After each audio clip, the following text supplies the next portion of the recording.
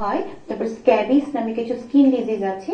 স্ট্রবেরির মধ্যে vitamin C, beta carotene, তারপরে anti oxidant, এই উপাদানগুলা অনেক বেশি পরিমাণে আছে, যেটা আমাদের বড়দেরও তারুণ্য বজায় রাখতে সাহায্য করে এবং ছোটদের রোগ প্রতিরোধ শক্তি বৃদ্ধি করে। এবং বাচ্চারা যে খুব দ্রুত সর্দি, হাঁচি, কাশি, গরম, ঠান্ডা জনিত যে অসুখগুলোতে আক্রান্ত হয়, ভিটামিন সি জাতীয় খাবার খেলে তারা ভালো থাকবে। আর কি চিকেন বটি কাবাব অনেক লোভনীয় এবং সুঘ্রাণ কিন্তু এখান থেকে পাওয়া যাচ্ছে। কাবাব বলে কথা, পোড়া পোড়া একটা সুঘ্রাণ কিন্তু আসছে, অনেক লোভনীয়। কি পাবো এতে? বটি কাবাব অর্থাৎ মুরগির মাংস, এটা আমিষের খুব ভালো একটা উৎস। বড় ছোট সবার জন্য মুরগির মাংসটা খুব দরকারি। হ্যাঁ, অনেক যারা উচ্চ রক্তচাপের রোগী বা যাদের দেখা যায় কিডনির জটিলতা থাকে, তারা অনেকেই যে গরুর মাংস, খাসির মাংস এগুলা খেতে পারেন না।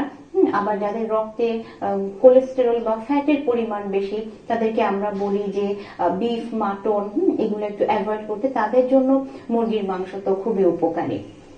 আর বাড়ন্ত বয়সের শিশু যারা, মুরগির মাংসটা কি হবে, এটা আমাদের রোগ প্রতিরোধ শক্তি বৃদ্ধি করবে এবং বাড়ন্ত বয়সের বাচ্চাদের ক্যালোরি কিন্তু আমাদের তুলনায় অনেক বেশি দরকার হয়, তো তাদের ক্যালোরির ঘাটতিটা পূরণ করবে মুরগির মাংস। সারাদিন রোজা থাকার জন্য যে ক্লান্তি ভাবটা চলে আসে, মুরগির মাংসের মধ্যে যে ফাইবার গুলো আছে, অর্থাৎ যে আঁশ জাতীয় সুতার মতো কিছু উপাদান থাকে, যেটা ডায়াবেটিক রোগীদের রক্তে চিনির মাত্রা নিয়ন্ত্রণ করতে সাহায্য করে। এবং মুরগির মাংসের মধ্যে ভিটামিন বি আছে। ভিটামিন বি আমাদেরকে বেরি বেরি অসুখ থেকে দূরে রাখে এবং অনেক ধরনের চর্মরোগ থেকেও দূরে রাখে।